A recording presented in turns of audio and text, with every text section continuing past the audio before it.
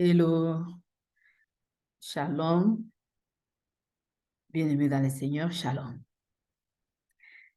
Je viens ici parce qu'il y a un questionnaire qui nous a été envoyé dans les groupes, dans notre groupe Université des Dieux. Et le questionnaire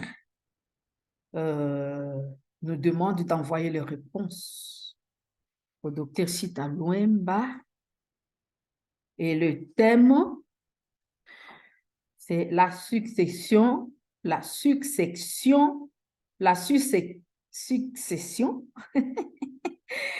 succéder, excusez-moi, la succession au ministère pastoral au sein des églises de réveil. Succéder à un ministère pastoral au sein de l'église de réveil. Quel est le modèle? C'est ça la question. Et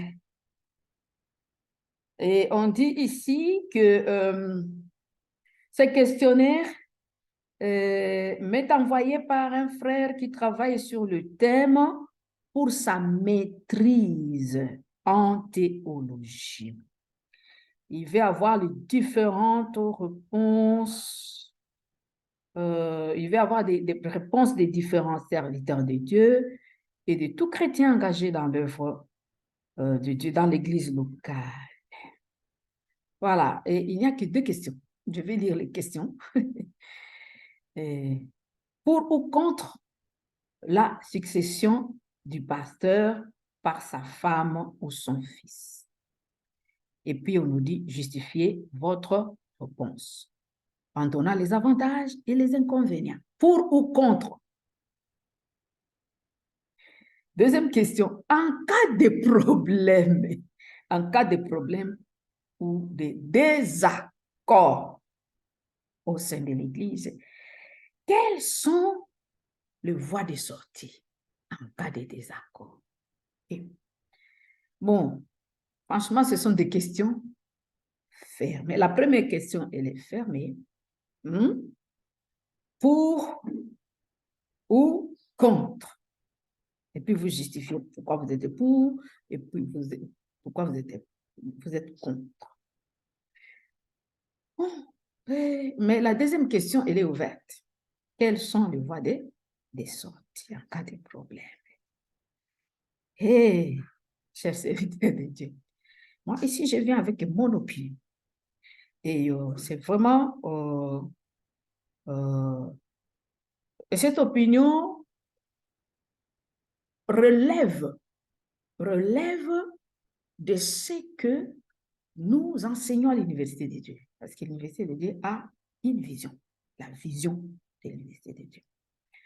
Bon, ici, il n'y a pas une troisième réponse qui dit, comme la première question, elle est fermée, pour ou contre. Et je ne sais pas, pour, contre. Mais l'élément capital ici, c'est ce qui suit, la succession du pasteur par sa femme ou son fils. Vraiment. Et si nous sommes dans l'église de Dieu, ce n'est pas comme ça qu'on doit aborder, cette question ici.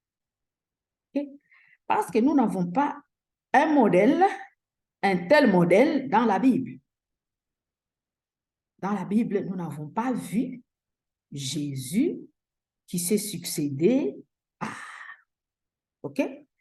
Ou Paul, ou tout ça. Mais nous voyons par contre les disciples.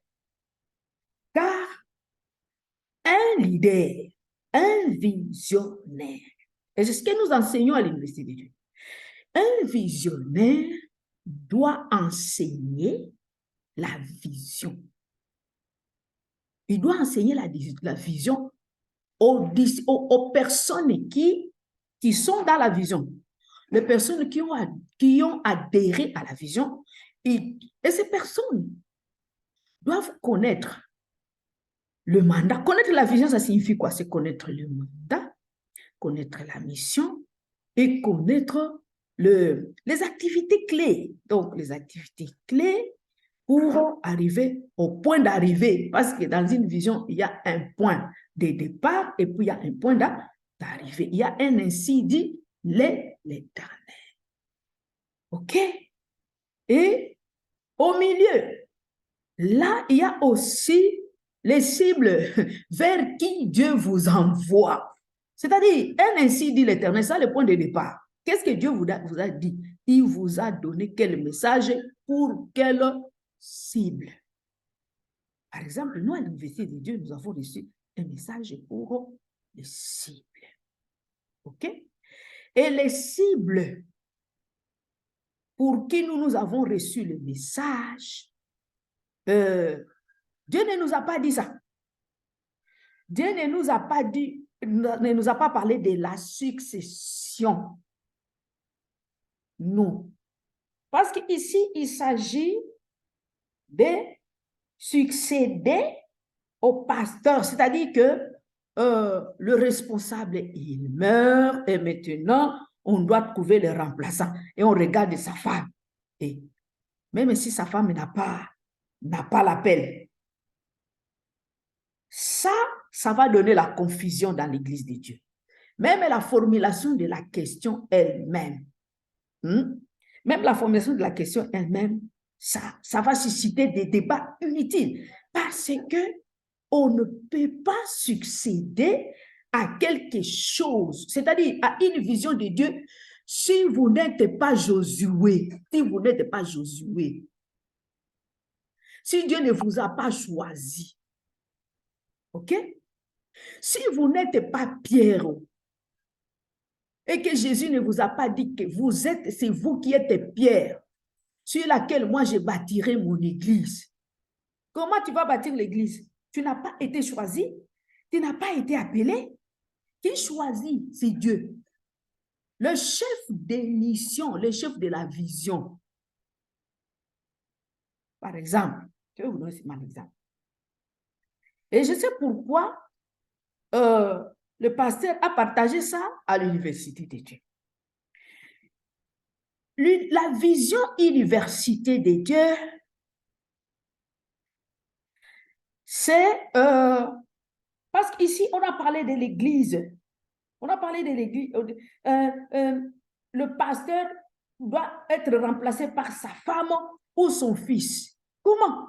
Même si son fils n'est pas disciple, il doit le remplacer. Comment? Où est-ce que nous avons vu ce modèle? Ce modèle ne se trouve nulle part. Nulle part dans la Bible. On ne peut pas chercher le modèle dans les modèles de gestion du programme de Dieu, la vision de Dieu, dans les opinions des gens. Justifiez votre réponse. Non. Parce que nous avons déjà le modèle. Nous avons le modèle de Paul. Timothée est là, Tite est là. Ils ont été toujours à côté du maître. Si vous n'êtes pas à côté du visionnaire, si vous n'êtes pas un Josué à côté de Moïse, Dieu ne va pas vous choisir, même si vous êtes le fils aîné du visionnaire. OK? Voilà pourquoi nous demandons. Parce que cette question ici, c'est une question fondamentale. Chers serviteurs de Dieu, vous avez les églises. Cette question ici a été versée à l'Université de Dieu pour que vous puissiez écouter ça. Pour que vous puissiez écouter ce que Dieu nous a dit à travers l'Université de Dieu. Tous vos fils sont disciples de l'Éternel. Ça signifie quoi? Ça signifie quand tous vos fils sont disciples de l'Éternel. La première chose à faire, c'est de faire de vos enfants. Vous voulez que vos enfants puissent vous succéder. Hein? Et d'ailleurs, nous, à l'Université de Dieu, on n'enseigne pas aux enfants des serviteurs de Dieu d'être les pasteurs responsables des églises. On ne les enseigne pas comme ça. Pourquoi nous n'enseignons pas comme ça? Parce que je peux vous rassurer que être responsable d'une église, ce n'est pas le niveau le plus élevé. Ce n'est pas le niveau le plus élevé dans si on peut dire dans le sacerdoce, ce n'est pas le niveau le plus élevé. Le Seigneur nous a dit ceci. Un enfant de pasteur. Je parle d'un enfant de pasteur. Je ne parle pas de la femme. OK? Je parle de la vision universelle de Dieu. Vous êtes un enfant du pasteur. Vous êtes un enfant des serviteurs de Dieu. Et surtout si vous êtes un enfant du visionnaire. Vous avez le choix. Le choix, c'est l'héritage. L'héritage n'est pas matériel. L'héritage n'est pas un poste. L'héritage n'est pas... j'ai hérité. Quand tu as hérité le poste, tu n'as pas hérité l'héritage divin. Ici, nous enseignons. Parce que c'est ça la mission que le Seigneur nous a donnée. Allez enseigner les enfants des serviteurs de Dieu qu'ils ont un héritage et qu'ils doivent vivre. L'héritage, ils doivent le conserver et le perpétuer. Tu ne peux pas perpétuer un poste? Comment tu peux perpétuer un poste? L'héritage divin dont il s'agit ici, c'est immatériel. Vous savez, lorsque un visionnaire, lorsque vous avez la vision de Dieu, vous avez les promesses de Dieu, vous avez l'alliance. Ici, c'est une question d'alliance. Les plus grands héritages que les enfants d'Israël ont reçus d'Abraham. Ce n'est pas le matériel. Ils ont reçu l'alliance de Dieu. Et voilà pourquoi Dieu était en train toujours de les suivre partout. Jacob, oh, moi je suis le Dieu d'Abraham, je suis le Dieu de vos pères. J'ai une alliance. Et il continue, au moins, j'ai une alliance. J'ai une alliance. L'héritage dont nous enseignons à vos enfants, chers pasteurs, ce n'est pas la succession à un bureau ou ceci ou cela. Oh, mais comment? Parce que vos enfants-là, le Seigneur nous a dit qu'il va leur donner la supériorité en gloire, la supériorité en renom, la supériorité en magnificence. Les trois éléments-là, c'est plus supérieur à un poste.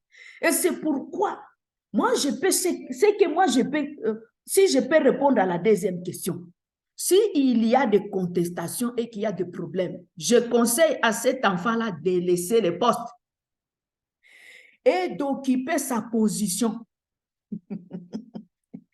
Parce qu'il a une position supérieure. Pourquoi? Je peux vous dire que, ou une question je peux vous poser. Entre Nebuchadnezzar, qui a eu son rêve, et Daniel, qui a... Donc, Nebuchadnezzar qui était roi, il a eu son rêve et tout ça, il était roi, il occupait le poste du roi. Et Daniel, qui avait l'intelligence de Dieu, la sagesse de Dieu, qui est supérieur? N'est-ce pas Daniel? Pourquoi? Parce que ce que Daniel a est éternel. Ce que Daniel a est supérieur à celui qui occupe le poste. Ce que Daniel a, c'est une intelligence qui résout les questions difficiles. Bien-aimés dans le Seigneur, enseignez à vos enfants les choses les plus essentielles. Les choses les plus essentielles. Daniel n'est pas venu là-bas pour occuper le poste. Mais le poste l'ont suivi. Si vos enfants sont intelligents, si vos enfants sont sages, si vos enfants règnent Dieu, si vos enfants sont tous ceux que, même s'ils sont riches, parce que la supériorité en magnificence, c'est la richesse. Je vous rassure, chers pasteurs, ce ne sont pas eux qui vont chercher le poste.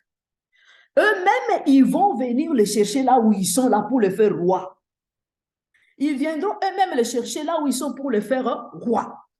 Voilà pourquoi vous devez enseigner à vos enfants à partir de la maison, et ça fait partie du deuxième pilier de l'université de Dieu.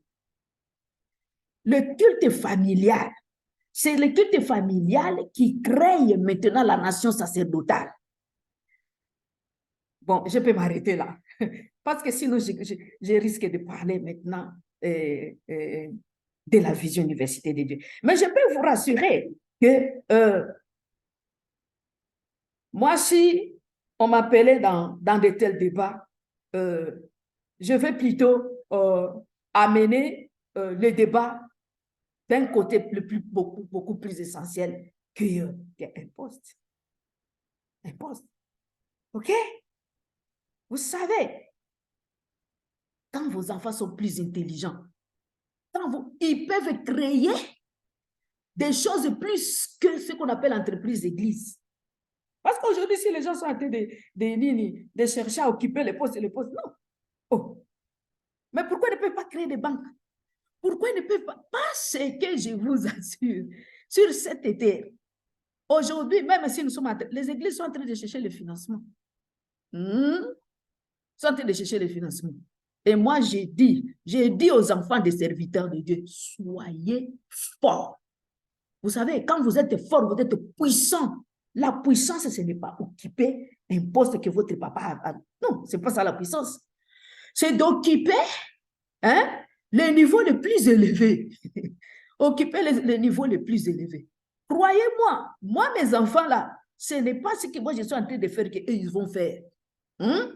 Bien sûr, ils vont suivre les dieux que moi je leur montre. Et ils peuvent aussi enseigner, ils peuvent aussi, sans occuper, je ne sais pas quel poste. D'ailleurs, moi, je n'aime pas les choses de poste. Parce que je peux vous rassurer, poste, c'est une boîte. Ça peut même vous abrutir. Il y a quelqu'un qui me disait, maman docteur, pourquoi tu pars travailler là où je travaille? Il me dit, c'est un professeur d'université aux États-Unis, à Chapel Hill, l'université de Chapel Hill. C'est en Caroline du Nord. Il me disait, mais pourquoi tu acceptes d'aller travailler là-bas? Tu seras abruti, tu seras dans un bureau et tout ça. Non, ici, c'est la science et qu'on sort. Vous savez? C'est la science. Laissez nos enfants tranquilles. Chers pasteurs, si vous avez la possibilité de créer si vous avez la possibilité de créer les disciples et que vos enfants sont des disciples, il faut les enseigner à ne pas chercher, surtout vous qui avez les églises. L'église, c'est tout le monde qui est là. L'église, c'est une entreprise, et tout ça, et les gens, tout le monde donne la contribution et console. Voilà. Là, vous leur dites de laisser d'autres personnes les choisir. Si leur choix tombe sur eux et qu'ils sont disciples, ils doivent avoir été disciples. La première chose, c'est d'être disciples. Et que le choix des gens tombe sur eux. Ils trouvent que non, il est fort, il est puissant, c'est un bon enfant, il est sage, il est respectueux et qu'il peut conduire. Bon, là, il n'y a pas de problème. Mais ce n'est pas imposer un ordre de succession comme si c'était un royaume. Je ne sais pas comme le royaume des humains. L'Église n'est pas le royaume des humains. C'est une vision de Dieu. Voilà. Je vous dis merci et je vous demande pardon parce que j'ai parlé aussi beaucoup. Je voulais juste parler pendant 5 minutes, mais le Seigneur il a voulu que je puisse donner la réponse dans mon groupe à l'université de Dieu. Et soyez abondamment bénis et bénis.